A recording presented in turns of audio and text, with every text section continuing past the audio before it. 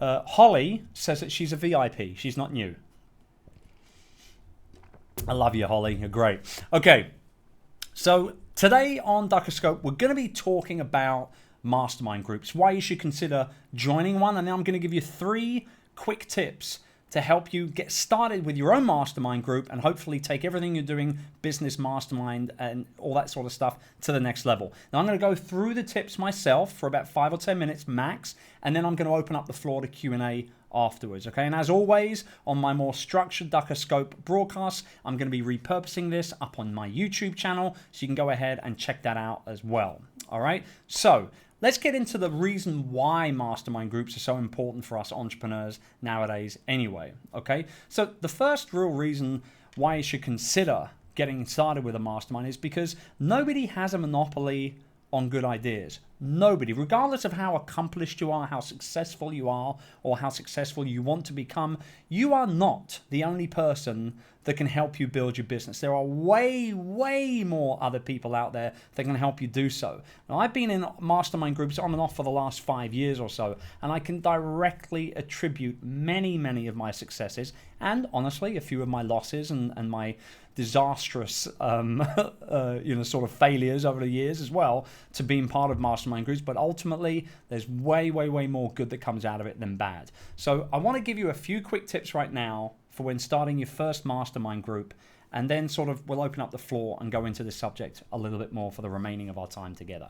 And before I go into the tips, guys, can I ask you please to share the broadcast to get a few more like-minded people in here as well? If you don't know how to do that, if you're on an iOS device, you just swipe from left to right. If you're on Android, you swipe from the bottom of the screen upwards, and that little screen will pop up. Just hit share, and then go ahead and share this on Twitter and on Periscope, please. I'd be very much appreciated.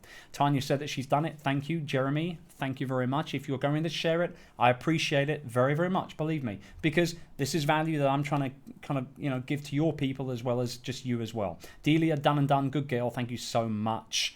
Was that Redneck? I think I saw. Holly, thank you. Kirby, thank you for sharing. You're all awesome. Okay, so here we go.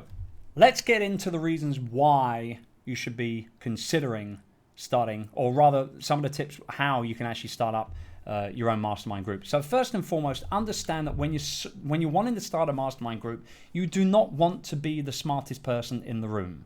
Okay, whether it's a group of 2 or 3 people or a group of 7 or 8 people, you do not want to be the smartest person in that group. Fact. Okay, you do not want to do that, because if you're the smartest person in any room, you're in the wrong room. Plain and simple. You probably heard that phrase before. You want to surround yourself with people that are maybe just a notch ahead of you, or maybe 4 or 5 notches ahead of you. You've got to have something out of it. Be a little bit selfish here to begin with, okay? Be a little bit selfish to begin with, and think about yourself and what you're going to get out of the group, and then you can start thinking about your fellow mastermind group members, okay? So that's the first tip, is to not be the smartest person in the group. Try and surround yourself with people that are, up a notch or 2 above your head, all right? Number 2 is to always follow the same schedule for your mastermind calls. Now, whether you're meeting in person or virtually, maybe something like via Skype or GoToMeeting or something like that, the fact of the matter is setting the same schedule for your call every week, every month, whatever it is, will enable all of you to sort of get into the right mindset. Okay, to get into the right mindset of actually working with people on a regular basis. Now, regardless of what format you're working on, whether it's the more traditional mastermind format where everybody has their own little sort of 10 or 15 minutes to talk over their things, and then talk over their problems and their ideas and everything, and then goes on to the next level. Or maybe you've just got one person in the hot seat that week, and the next week it'll be your turn, and the week after that somebody else's. Regardless of what format it is that you set up, make sure you follow the same format and the same schedule to get people into the mindset of this thing happening on a regular basis. Okay, that's the second thing. The third and the final quick tip that I'm going to give you on the subject of mastermind groups is to understand that this ain't your mama. A mastermind group is not your mama. I got that from a webinar that myself and my good friend Pat Flynn did on this very session a few months ago when I was back in the United States. The fact of the matter is that you don't want your best friends in your mastermind group. You want people that are going to give you frank, sometimes brash critiques on your ideas and your concepts so that you can know when something is a load of rubbish. If something is a load of rubbish, you don't want to act on it, obviously. You do not want people that are going to be all like, oh, I love it. Yeah, that's really nice. Yeah, go for it. Good luck. Yay. Cheerleading and pom-poms and all that stuff. You don't need that. What you need is value. You need truth. You need absolutely no smoke and mirrors in any way, shape, or form. You need people that are going to bring you the truth and tell you exactly how they feel about your ideas or your concepts and things like that. So understand that this ain't your mama. This is a time to be as brash and as blunt as you want with other people's ideas, and you want exactly the same back. So let me recap on those 3 quick tips, and then we're going to go to Q&A. Number 1, do not be the smartest person in the room or be the smartest person in your mastermind group. You want to bring people in that are at least a notch or 2 above where you are building your business so you can learn from them. Nobody has a monopoly on good ideas, not even you. Number 2 is to keep the same schedule and the same format of the show every time you meet, whether it's in person or whether it's virtually online via, Skype or another type of webcam thing like GoToMeeting or whatever. And then number 3, you want to understand that you want people to be brutally honest with you. This ain't your mama. This is a time to be brutal and time to get really solid quality feedback on ideas and concepts and things like that as well.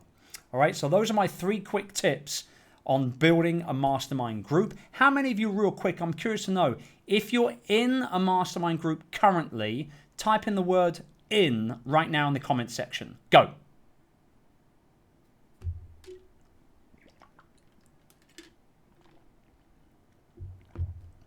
Okay, we got a few yeses.